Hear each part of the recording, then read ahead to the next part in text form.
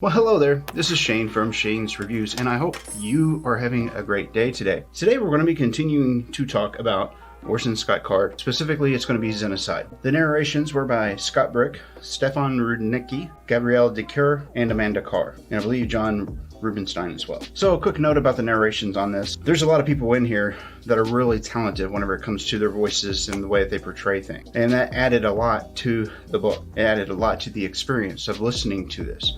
So if you've never read Ender's Game or any of those books, I would certainly say that you should probably start at the beginning. But this is the third one, I believe. Scraps, you know what to do if I'm wrong. Let's get into it. I mean, the production was good. It's an older recording. I know for sure because it's the same voices that I heard last time that I listened to it. So they haven't updated this one as of yet. And I'm glad they haven't, because it's all those people together that made the experience of that book so good as a audiobook. Now, quick introduction. Scraps, don't you cut this.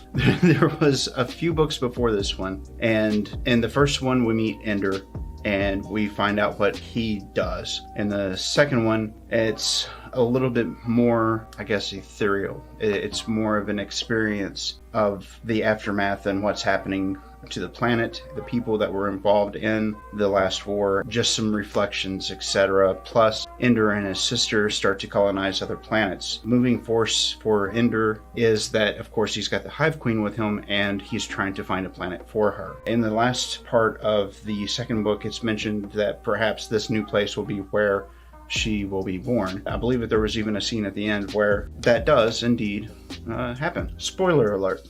There it is. Now, in this one, whenever it starts out, we've seen him go through this family and become part of it in the second book. The book Xenocide is a really hard read for me. It's not as bad as an audiobook, but for me on the reading part of it, it's rough. Let me expound a little bit. Myself, I've got a bit of OCD. And it doesn't necessarily show to most people in my everyday life because I hide it well. And this book has a lot to do with that.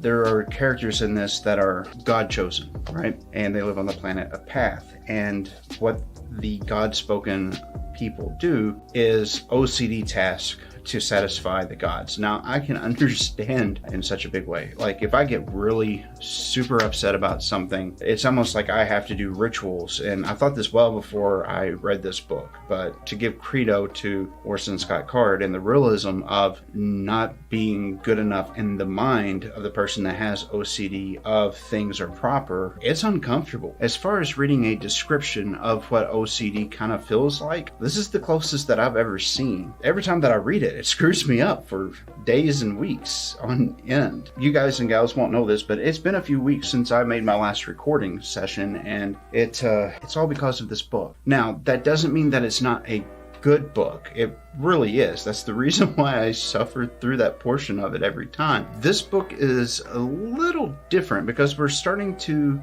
go more into the sci-fi fantasy realm. Like I said, we've got the people of Path that are God-spoken, so they're OCD controlled, but there's only a few on the planet that actually have that. And whenever they're not being controlled by OCD, then they're almost like, to reference Dune, they're like mentats. They're human computers. They can do these really fantastic things and come up with these very, very well-rounded explanations with very little data. So they almost have like super cognitive abilities, but they're being controlled by the gods, as it were. So that's a big portion of this book, and there's a lot of setup to make it more realistic in the things that are going to happen towards the end of the book and going into the next book. I know it seems like I'm aggravated. It's that I'm still off balance from listening to it. The OCD inside of me is screaming. So the feelings on it is, of course, I'm off put, I'm off centered, and so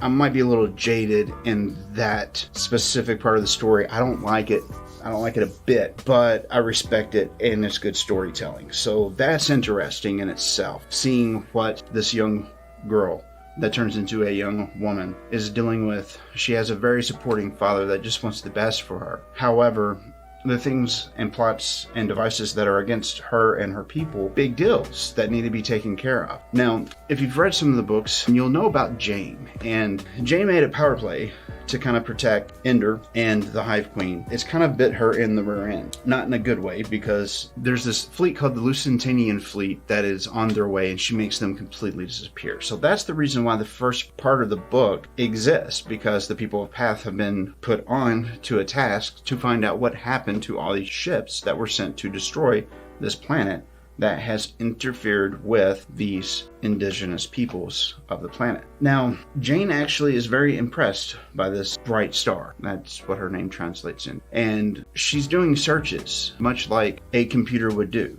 And Jane is kind of took aback by this. She's actually very impressed with her abilities. Granted, she's a human, so it's taking her much longer to get to that point than a computer would, but still, nonetheless, Jane realizes very quickly that she's in danger and that she needs to do something to protect herself as well, but how can she do it? And so this becomes a primary point in this book. Jane's a very phenomenal force. She's been with Ender for a long time.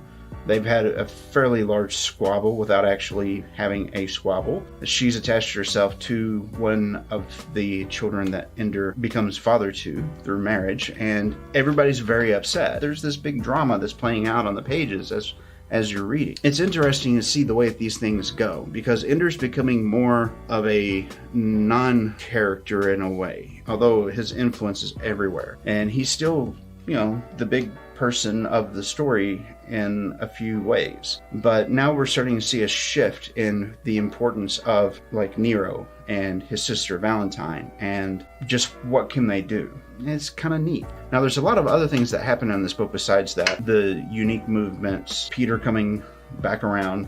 He should be dead, but he's not now. Way to go. There's so much more in there, and the devil is in the details for sure in this book. So make sure if you give it a listen that you pay attention, and if you read it, certainly pay attention, because you've got I cannot remember her name. I believe that was, I could be backwards on the names. The stuff that's happening with the people of Path in the beginning, especially the Bright Star and her secret maid, everything all will tie together. It might seem completely disjointed, but trust me whenever I say, this is one of those books that you can either go across the surface and get a good story, or you can pay attention to the details and get a much larger story that actually has a lot of meaning behind it. Also, question of the week. So if you've ever read this, I would love to know, what did you think about it? Tell me in the comment section down below. I would love to hear. So it's kind of like the MIT morality test of, do you do nothing and let the train hit 5 people, or do you pull the rail and kill 1 person? And that's kind of the dilemma that they are put into and that they have to solve for. There's parts of the books that get really far flung, and we're kind of getting there, because I think we're getting towards the end of Ender's storyline, and then we'll have the Shadow series that we can talk about. If we get enough likes on the video, we'll do that for sure. It's in that far-fetched science fiction that it really made me smile. Because he could have been, I don't know if Orson Scott Card was just being catty whenever he wrote that part of it, or if he had planned on doing that the entire time. And it seemed like he was planning on doing that the entire time to me. Here's my reasoning behind that, right? We've been hearing a lot about these phylotes and the philotic bonds, and the way that the Hive Queen and the Pequeninos, how they are able to communicate, through time and space almost instantaneously. It's the reason why they have the Ansibles that they have, that they're able to communicate with faster than light communications between Gemini at one point, Starfleet at another point, and the planets now. If it wasn't for those phylotic bonds, they wouldn't be able to do it. And we've seen evidence of that in science. How cool would it be if somebody were to figure out how to use the vibrations of those atoms, or they were essentially, it's just that the particles are linked quantumly, and so whatever you do to one, it happens to the other. And if we could come up with a way of vibrating it and having ones and zeros come out, we could communicate across the planet instantaneously. We wouldn't need fiber, we wouldn't need this, that, and the other. We could just have banks of these little things in different places and communicate all at the same time. It's a wonderful idea. It's a simple idea. And boy, would that disrupt industry. So secondary question of the week. Why don't we move completely to renewables, and why don't we use technologies like that we're already researching? That's a good question. I'd like to know what you guys and gals might think about that. I honestly want to hear it. So do the thing down there and I'll get back with you. And if anybody puts something up that you don't agree with comment-wise on this, please be nice to them, because everybody's got their own opinion. And trying to change somebody's opinion is never a good thing. It never, very rarely works out well. Not in the way that we would want. But anyway, so the long of it all is, love your faces. I love each and every one of you. Thank you so much for watching. The book Xenocide, I highly recommend it. I highly recommend Ender's Game from Orson Scott Card as a series. It's an excellent read. It hits all the checkpoints of a sci-fi book. You've got space, you've got things that are far-fetched, you've got really good story between the characters and character development. There is ups and downs in the book. It's a different kind of a series, but it's a good kind of a series. This is the most interesting thing that we found this week. Thank you so much for that. Very much appreciated. You are awesome. And if you're still watching, you are our hero. Thank you for making it this long. We very much appreciate you. Like, share, subscribe. This is Shane with Shane's Books and Review. I hope that your next week is a beautiful one. And if you pick one of these videos over here, I will see you in the next video. Peace.